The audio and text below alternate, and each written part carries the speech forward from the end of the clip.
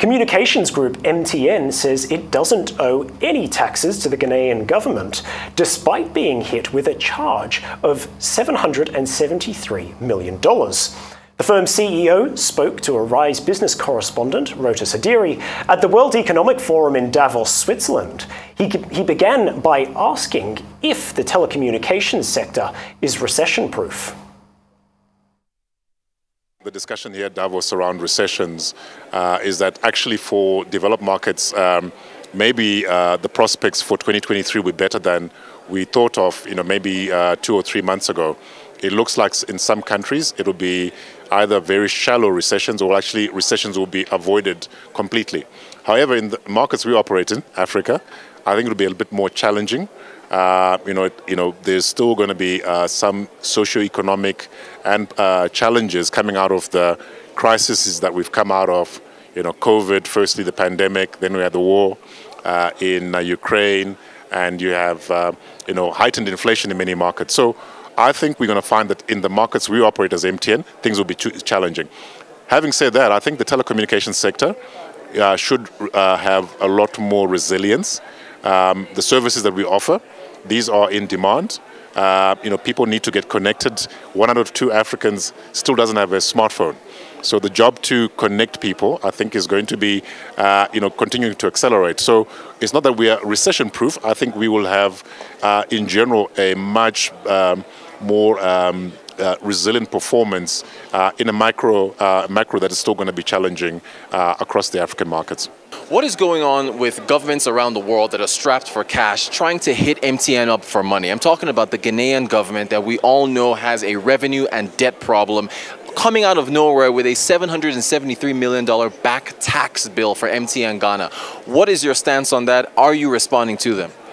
Look, I think we must separate the issues. There's 2 issues, and I think I touched it on the first question, really around that, given the polycrises that we're facing globally, our African markets are going to get hit, and the pain will be felt more severely in Africa than anywhere else, I would argue.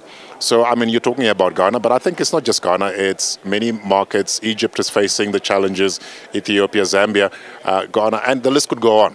So I think we must first recognize that there is a big issue where the African continent has to think about how does it get out of this challenge. And I would argue that the Africans must figure it out for themselves, business, government, and broader society. So Ghana is caught up in all of this, as many other countries are. I think the second question is you raising really is about MTN, and with respect to the the tax assessment that we've, that's been raised.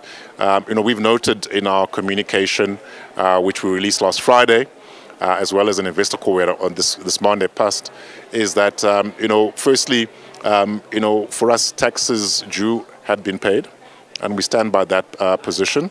We are going to constructively engage the authorities in Ghana on this, and we are seeking, we hope that we can find a resolution to the matter. But we are quite resolute that we believe the taxes due were paid. We're holding no provision, no contingent liability. That's how strongly we feel. There's an independent report, and the reports that would stand and substantiate our position. But it's an ongoing matter, but we look forward to constructively engaging with the authorities in Ghana over the next 2 to 3 weeks. The internet service provider space is really heating up, and I want to get your thoughts on Elon Musk's Starlink that is making inroads in Nigeria. Are you nervous? How are you responding to that? No, we're not nervous as MTN Group or MTN Nigeria. We think that over the medium to long term, you're going to have connectivity anchored by 3 forms of technology. Subsea cables that I think that will give us the connectivity across markets and continents. You're going to continue to see investments there. Terrestrial networks like ours, wireless carriers, as well as fixed networks on the ground. I think you're going to see investment. And you're going to continue to see investments in low Earth orbit satellites such as Starlink. There are others, OneWeb, and others that I think you're going to find continuously coming. So the way we see it is that this is a complementary technology. 5 to 10 years out, wherever we are in the world, we're always going to be online. You're never going to be, going out, deep into Kaduna State in Nigeria and say, I've got no connectivity. Because if your terrestrial network is not working, your device will automatically attach to satellite. That world is coming. So the way we see this is that it's complementary. The average African, cannot afford the price points that Starlink is offering at the moment. We understand the technology will improve and the cost curves will come down. But from our position that optical fiber transmission is going to be superior to satellite for a long time.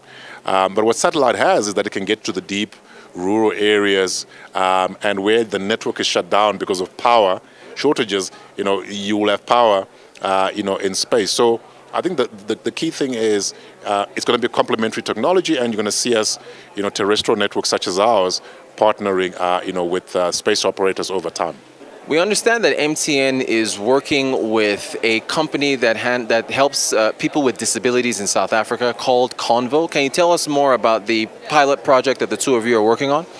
No, look, we're always looking at figuring out through technology how do we enable and give people better lives.